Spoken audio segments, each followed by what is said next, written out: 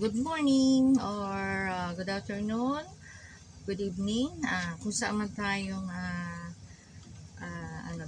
lugar or yung mga kababayan natin dyan sa ibang bansa, lalo na po yung ating mga OFW. Kamusta tayong lahat at maging dito sa ating lugar sa Pilipinas. Nawa po nawa lagi tayong maayos at mabuting kalagayan po. Today po ay magbibigay lang ako ng verse at itong verse na ito ay tungkol ito sa ating assurance kung may pagkakilanlan na po talaga tayo at kung kilala natin talaga siya, na ibig sabihin na siya talaga yung ating tagapagligtas po.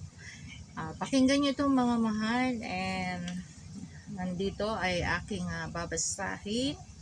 Gawa 4:12. Sa kanya lamang matagpuan ang kaligtasan, sapagkat walang ibang pangalan sa buong daigdig na ibinigay ng Diyos sa mga tao upang tayo ay maligtas. Pinapatunayan po dito sa verse na ito, sa kanya lamang. Sa kanya lamang. Sino yung na yun? Sa kanya. Sino po yung tinutukoy dito? Walang iba po yung ating Panginoong Jesus, at ibinigay siya ng ating Amang Diyos upang tayo ay tunay na makakasumpong po ng kaligtasan. At dito na pinapatunayan na talagang napakadakila na ating Panginoon Diyos po o ng ating Panginoong Jesus. At dito naman po ay may kasunod na verse na siya kung ibibigay. Unang Thessalonica 5:10. Namatay siya para upang kung buhay man tayo o patay ay mabuhay tayo ng kasama niya. Dito po na pinapatunay, pinapatibay na namatay siya.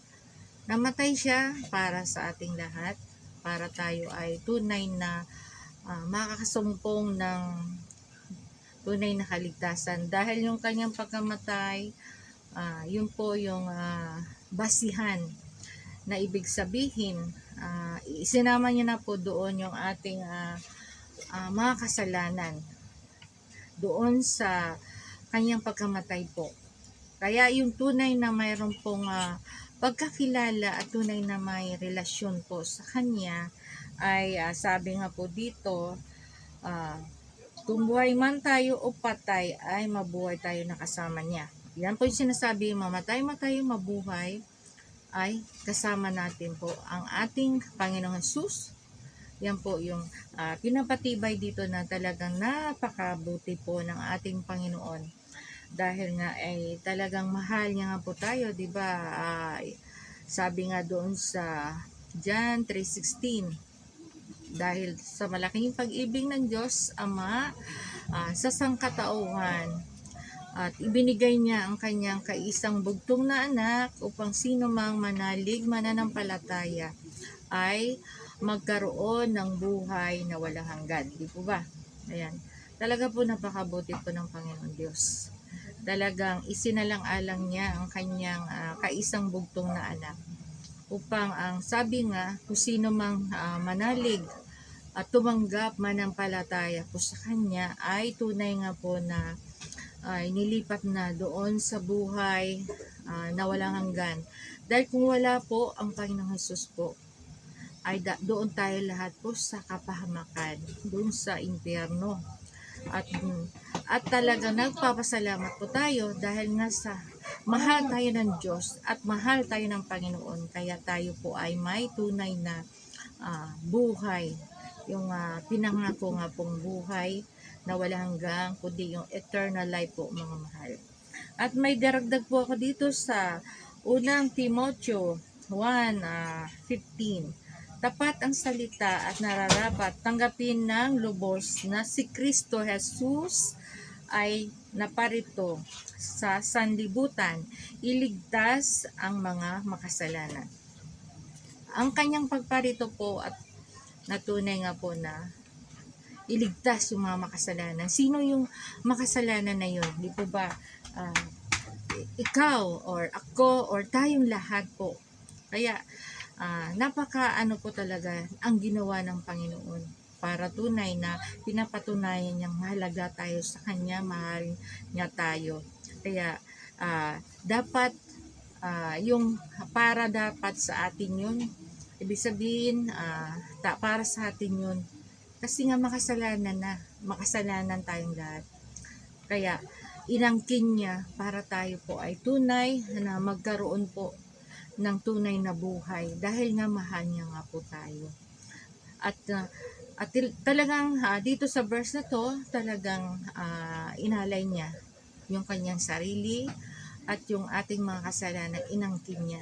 At doon sa kanyang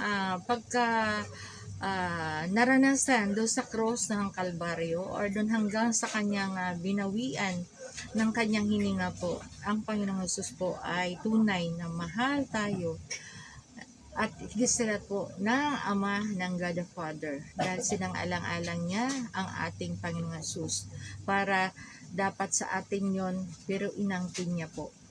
Kaya sabi nga po dito sa Roma 3:23-24, sapagkat ang lahat ay nagkasala at walang sino mang nakaabot sa kaluwalhatian ng Diyos. Yan, pinapatunay po lahat talaga tayo nagkasala. At yung kasalanan na yon ay nagiging hadlang para tayo ay makakaabot or ibig sabihin hindi tayo nakakaabot doon sa kaluwalhatian ng Diyos or doon sa ating paglapit sa Kanya dahil hadlang po yung kasalanan na yon. At yung hadlang ng kasalanan na yon ay yun na dahilan na hindi tayo makakalapit sa Diyos. Pero nga po ay nawala yon dahil nga sa pamagitan ng Panginoong Hesus doon sa kanyang tiniis doon sa krus hanggang sa kanyang pagkamatay. Ibig sabihin na pagtagumpayan na po yung kasalanan. Ibig sabihin, gawin lang po natin ay kilalanin siya, at tayo po ay buong mananampalataya sa Kanya at tanggapin natin siya bilang ating tagapagligtas sa ating buong buhay. At doon lang po natin, doon natin malaman na tayo po ay higit sa lahat makakasumpong ng tunay na kaligtasan. At yun lang po gawin natin, kilalanin ang Panginoon, tanggapin siya bilang ating personal na tagapagligtas at i-confess natin yung ating kasalanan dahil po at tayo ay makasalanan po. Pag tuwas na ginawa natin yon, pwede natin gawin sa pamagitan po ng panalangin, yung ating personal na panalangin na kung ano tayo manalangin. Mag-pray ka lang, i-ask mo yung God the Father and i-ask mo yung Holy Spirit at confess mo ang yung kasalanan. Pagtuwas na yun ang ginawa mo, tapos sasabihin mo bandang dulo, tinatanggap kita Panginoon Hesus bilang aking tagapagligtas sa aking buhay. Kayo po maghari sa aking buhay. Umpisa ngayon, tunay na ang aking pangalan ay isinulat nyo na po doon sa aklat na buhay sa langit. At ganun po yung ating panalangin sa ating pagtanggap. Pag ginawa po natin yon through buong puso, isip po, nag-pray tayo, na ginawa natin yon, ibig sabihin, okay na po yun. Ay, yung Panginoong Hesus po nasa buhay na po natin at yung banal na Espiritu ng ating Panginoon po ay nasa buhay na po natin. Yun lamang po yung gagawin natin para tayo ay tunay na makakasumpong ng kaligtasan at hindi tayo na mangamba kung tayo ba ay tunay na mangamba dahil tayo ay mapahamak doon sa karagat-dagatan po na impyerno. Dahil nga po tayong lahat po ay tunay na pagtuwas na wala tayong pagkakilanlan sa Panginoon, ay wala po tayong useless lang din po. Dahil itong ating buhay, hindi panghabang buhay po ay tayo yung mabubuhay po dito sa mundo. Dito lang po tayo ay dumadaan sa ngayon, estranghero ang tawag sa atin. Hindi po ito yung ating talagang buhay.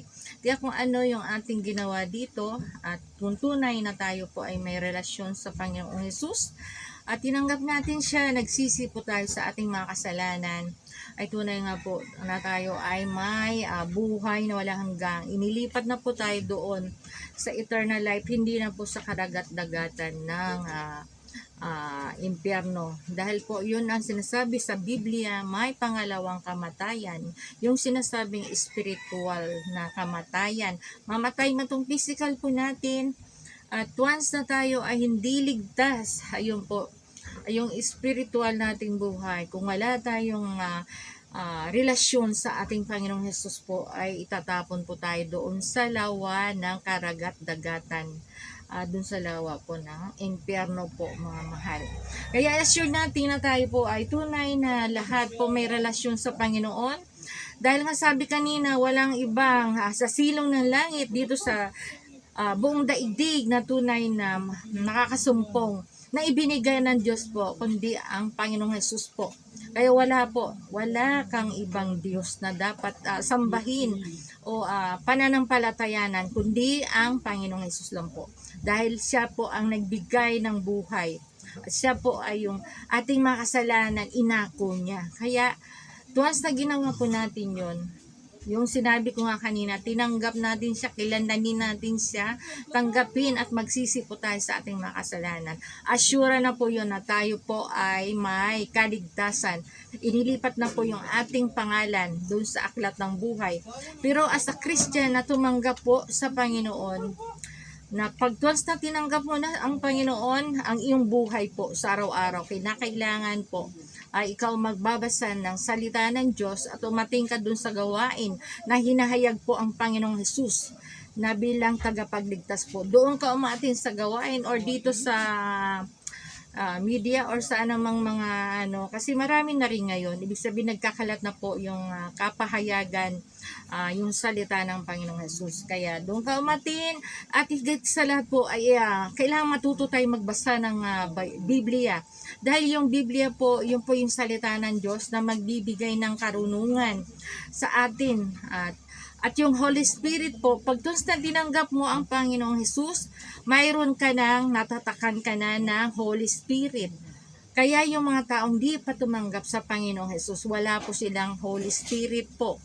Dahil ang katibayan po sa Biblia, sabi nga po, at once na pag tinanggap mo ang Panginoong Hesus, kinilala mo siya, tinanggap mo siya ng buong puso, tiisip sa iyong buhay, at ikaw ay nagsisi, ay ikaw na po ay may tatak na Holy Spirit po. Yun po yung katibayan po ng tunay na mananampalataya. See you mga mahal, and thank you for watching. God bless us all. Mwah.